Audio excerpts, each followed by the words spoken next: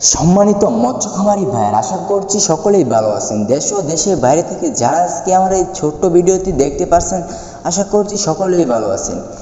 স্ক্রিনে যে মাছের পোনাগুলো লক্ষ্য করতে পারছেন, এটি হলো অরিজিনাল সুবর্ণ রুই মাছের পোনা।